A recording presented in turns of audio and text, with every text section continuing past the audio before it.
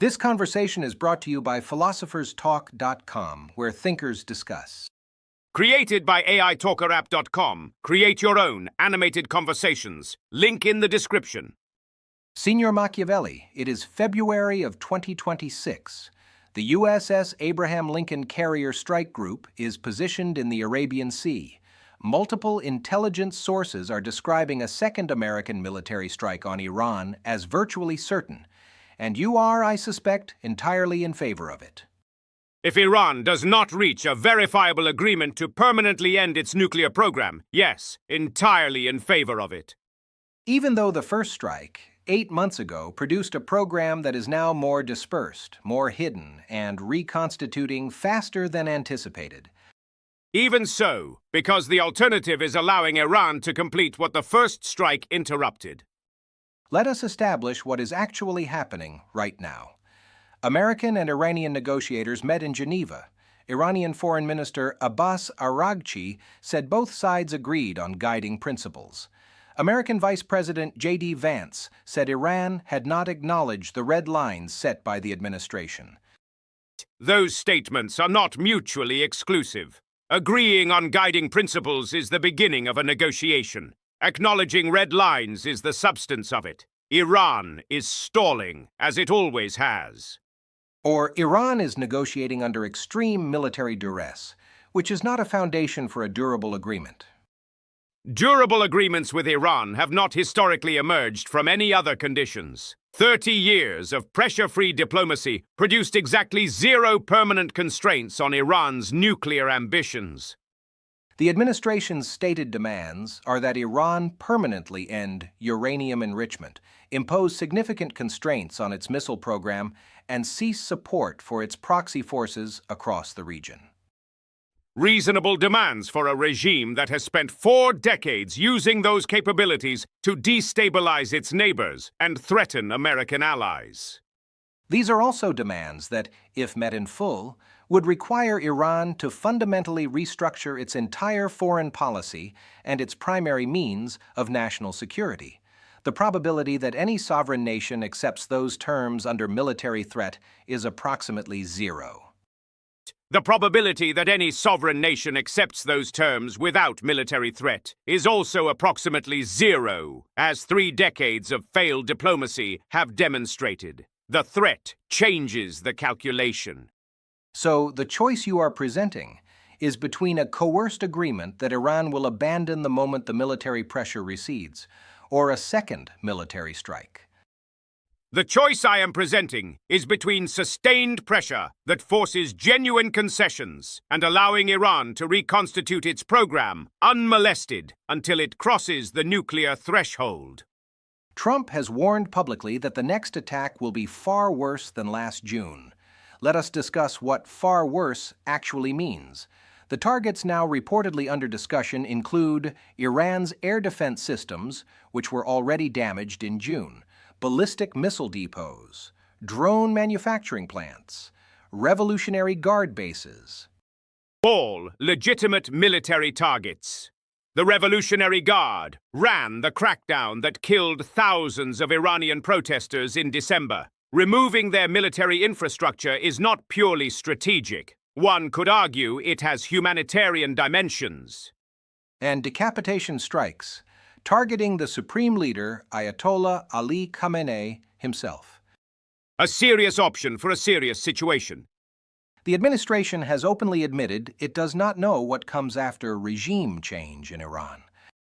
Uncertainty about what comes after is present in every significant military decision in history. It did not prevent necessary action before, and it should not now. We are discussing the potential assassination of the head of government of a nation of 90 million people in one of the most volatile regions on Earth, with no plan for what follows.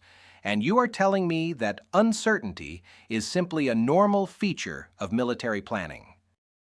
I am telling you that the certainty of a nuclear-armed Iran under the current regime is worse than the uncertainty of what follows its removal.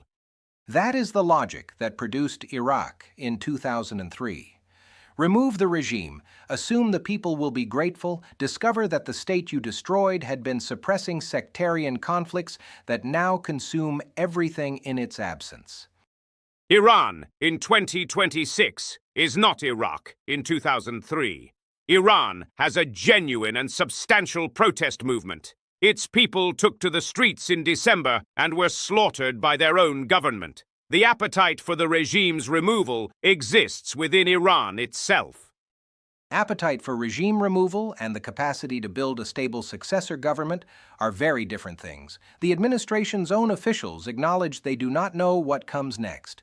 Regional partners, including Turkey, Qatar, Egypt, Oman, the UAE, Saudi Arabia, and Pakistan, are all actively lobbying Trump against the strikes and seeking to facilitate a diplomatic off-ramp.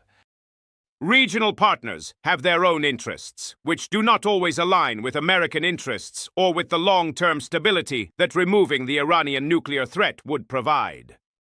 Let me now state your argument fairly, which I do with the kind of reluctant intellectual generosity that spending extensive time with you has made feel like an involuntary reflex. I am moved by your generosity. Please continue. You argue that the Geneva talks exist only because the Abraham Lincoln is in the Arabian Sea, that Iran is negotiating because it understands the United States will strike again if negotiations fail, that this military pressure is the only mechanism that has ever produced genuine Iranian movement toward a negotiated settlement because 3 decades of pressure-free diplomacy failed completely. Without the credible threat of force, you argue, Iran has no incentive to accept terms it finds uncomfortable.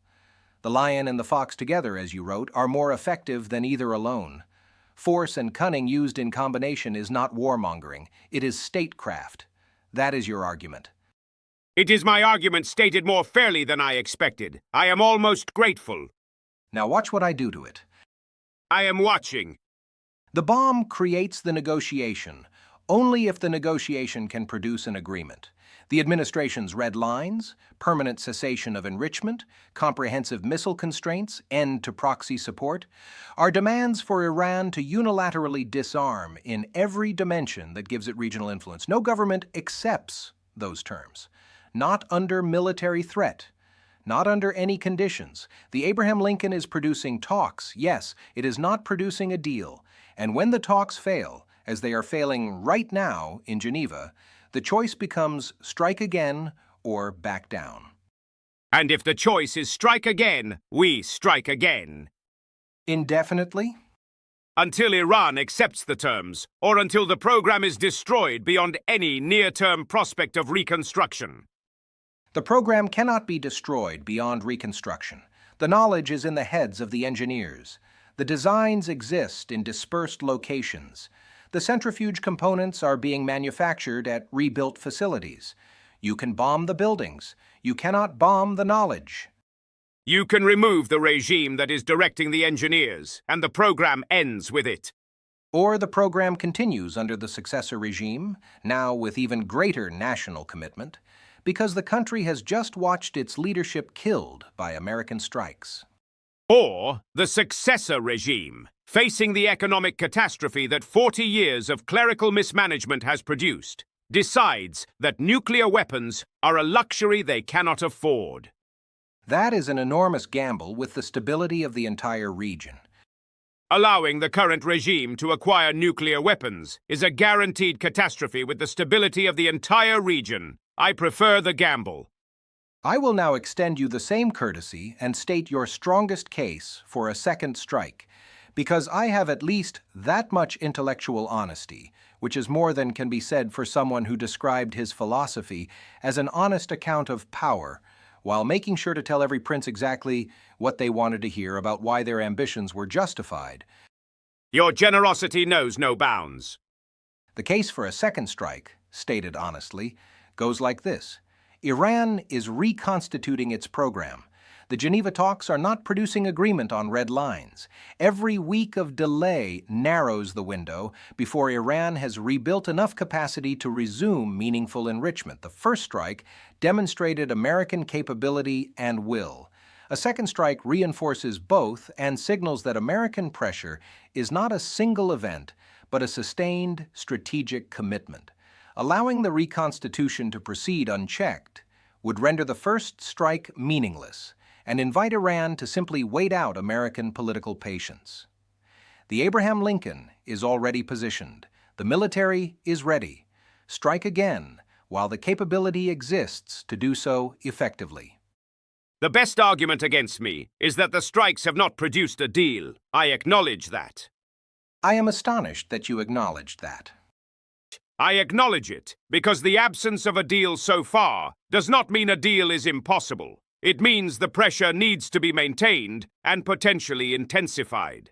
That is not a failure of the strategy. That is the strategy in its middle phase.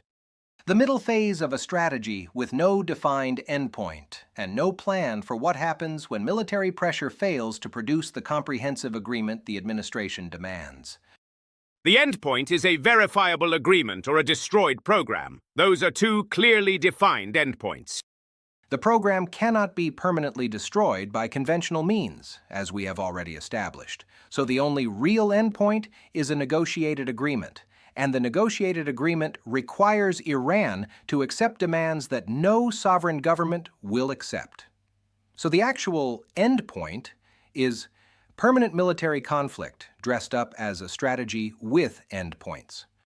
You are catastrophizing a situation that the administration has handled more competently than your framework allows. I am describing the logical conclusions of the strategy you are endorsing. You endorse the first strike, you endorse the second strike, you endorse decapitation strikes if necessary, you acknowledge no plan for what follows regime change. You describe all of this as statecraft. It is statecraft, uncomfortable statecraft, applied to an adversary that left no comfortable options. Washington warned against overgrown military establishments as inauspicious to liberty. He warned against accumulation of debt through unnecessary wars. He warned against the transformation of the Republic's foreign policy from principled engagement to imperial management. Washington also won a war that made the Republic possible. He understood that liberty without the capacity to defend it is merely a pleasant sentiment. The Abraham Lincoln should come home. The Geneva talks should proceed without a gun held to the table. The Abraham Lincoln should stay until Iran acknowledges the red lines. Guns at negotiating tables are how agreements get made, with adversaries who do not respond to sentiment. You are describing an American empire that is permanently at war or permanently threatening war. I am describing an American republic that is serious about its security in a world that contains serious threats. Those are not the same thing. They are becoming the same thing. They become the same thing only when the threats are resolved. Remove the Iranian nuclear threat and the Abraham Lincoln can go elsewhere. The Abraham Lincoln will always have somewhere to go because your philosophy ensures the list of threats never ends. My philosophy ensures the list of threats is managed before they become existential. Your philosophy ensures they are discussed elegantly until they become catastrophic. Sending the Abraham Lincoln back into the Arabian Sea is not a strategy. It is an addiction to force dressed up as resolve. Leaving the Arabian Sea without an agreement is not restraint. It is an invitation to Iran to rebuild without consequence. The decapitation of the Iranian government, with no plan for what follows, is recklessness on a historic scale. Allowing the Iranian government to acquire nuclear weapons with no plan for what follows is recklessness on an existential scale. You would strike first and plan later, and call it leadership. You would plan indefinitely and never strike and call it wisdom. The region's own leaders are lobbying against a second strike. The region's own leaders will live with a nuclear Iran if you get your way. Let us see how they feel about restraint then. This is empire. This is exactly what the founders feared. This is survival. This is exactly what history rewards. Bring the Abraham Lincoln home. Keep the Abraham Lincoln exactly where it is. Warmonger, Hypocrite! Your philosophy is the disease of every empire that ever collapsed under the weight of its own wars. Your philosophy is the comfort of every republic that ever negotiated its way into oblivion. The Geneva talks deserve a chance without military threats. The Geneva talks are only happening because of the military threats. Remove the Abraham Lincoln and Iran walks away from the table before sunset. I am delighted to ask you to like this video and subscribe to Philosopher's Talk. I am especially delighted because it means this particular conversation is concluding, and I can stop explaining constitutional principles to a man who has spent 5 centuries writing explanations for why constitutional principles are optional when the executive finds them inconvenient.